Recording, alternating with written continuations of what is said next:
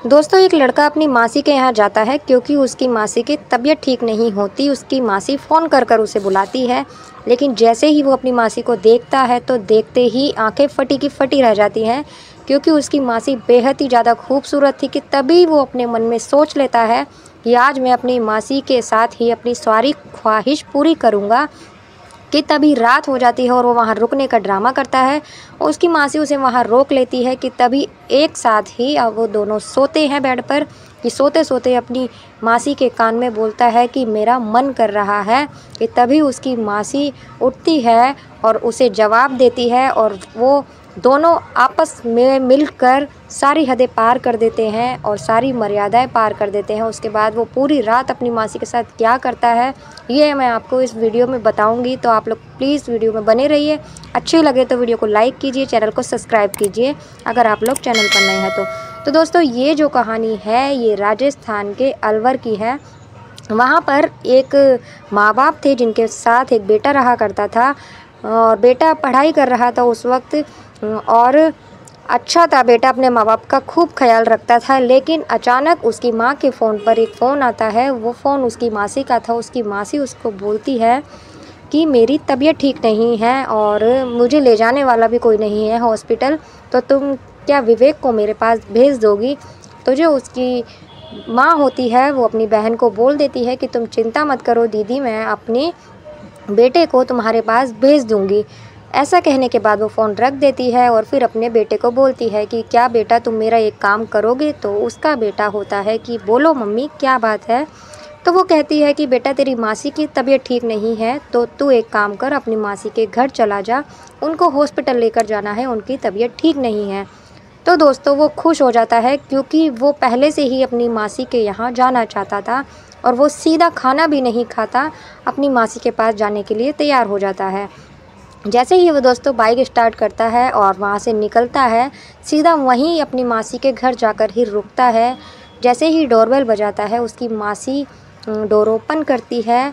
कि तभी जो विवेक होता है अपनी मासी को देखकर आंखें फटी की फटी रह जाती हैं उसकी, क्योंकि उसकी मासी बेहद ज़्यादा खूबसूरत होती है। बहुत टाइम पहले वो अपनी मासी से मिला था, क्योंकि उसे उसकी माँ ने पढ़ने के लिए दूसरे शहर भेज दिया था।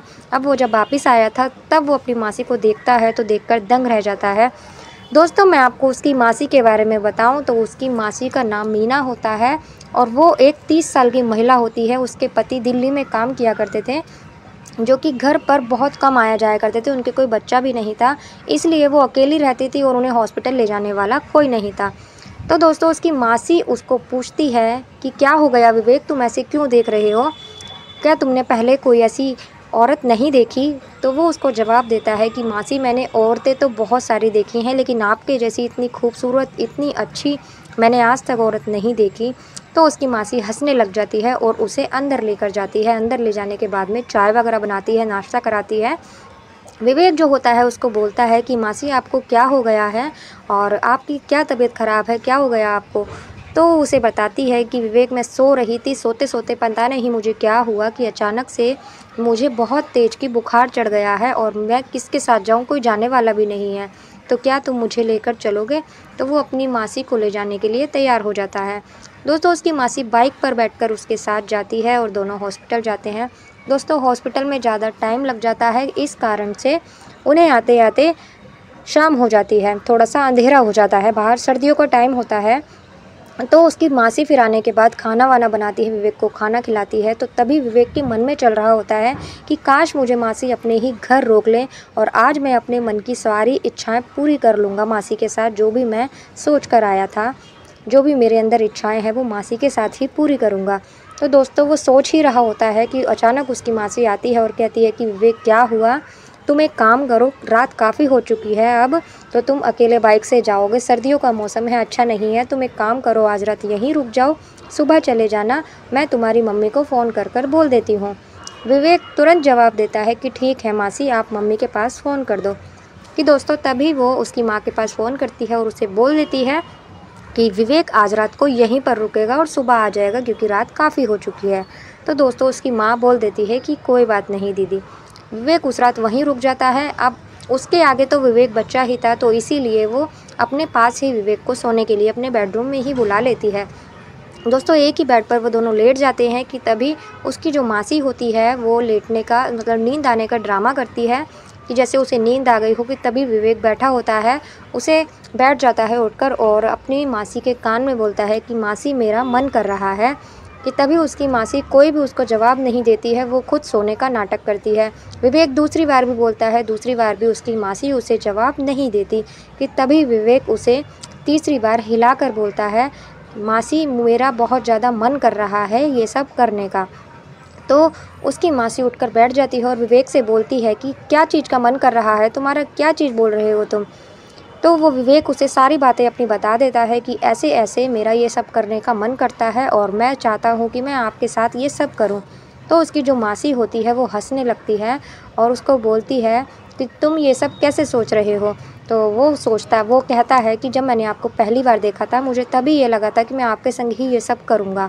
तो जो उसकी मासी होती है वो कहती है कि मैं तुम्हें पहली बार ही देखकर समझ गई थी, जब तुम मुझे देखा था तुमने, मैं तभी समझ गई थी कि तुम मेरे बारे में अपने मन में क्या इच्छाएं पाल रहे हो।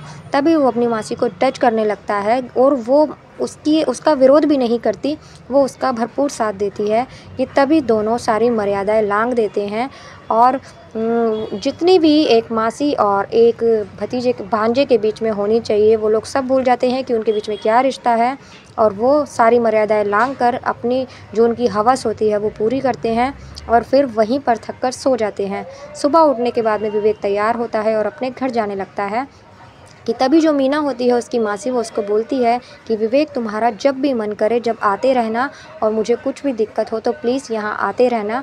तो जो उसकी विवेक होता है वो भी कहता है कि आपको कोई भी चीज़ की ज़रूरत हो या आपकी तबीयत ख़राब हो तो आप मुझे फ़ोन कर देना, मैं आपके पास आता रहूँगा।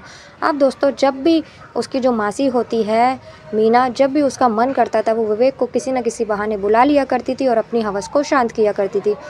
दोस्तों कहते हैं ना बुरी चीज़ का बुरा ही अंजाम होता है। ऐसे काफ़ी महीनों तक ऐसा ही सब चलता रहता है कि तभी अचानक जो मीना का जो पति होता है जो दिल्ली में काम किया करता था उसको शक होने लगता है अपनी पत्नी के ऊपर। उसे इस बारे में पता चल जाता है तो वो अपने घर आता है। आने के बाद अपनी पत्नी को अपने साथ दिल्ली में लेकर चला जाता है जहाँ वो काम किया करता था।